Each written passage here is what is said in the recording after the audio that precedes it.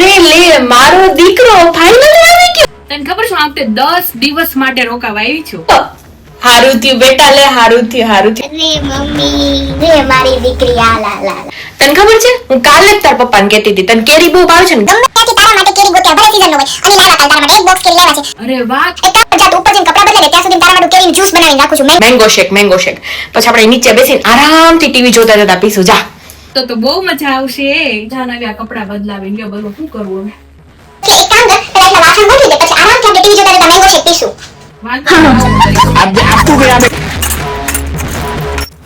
લ્યો વાસણ થઈ ગયા મમ્મી તમારા. હે તો એક કામ કર છે હું કહું છું આ સોફા થોડા ગંદા થઈ ગયા છે તો એક કામ કર ને પેલા થોડા સોફા સાફ કરી દે ને પછી આપણે આરામથી આના પર બેસી મેંગો શેક પીશું ટીવી જોતા જોતા.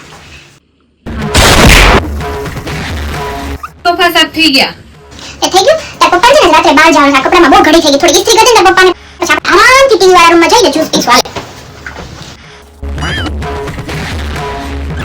આલે આ એક મારી નવી સાડી છે હારે ઇસ્ત્રી કરે છે મારી આ સાડી ને કરી દે ને બહુ કરસલી થઈ ગઈ સડી ગઈ સાવ.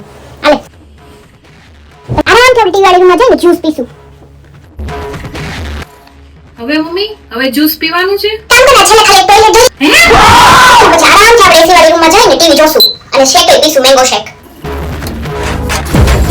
પડી ગયા. નહીં હું નીકળી જાઉં છું. હા નીકળી જ ગઈ છું. હું જાઉં છું. હા મમ્મી હું જાઉં છું. મારા સાસુ બહુ બીમાર પડ્યા છે. હા रुको जरा सबर करो લે બેટા ઉભી રહી ક્યાં જાય છે મેંગો શેક રેડી છે નથી પીવું.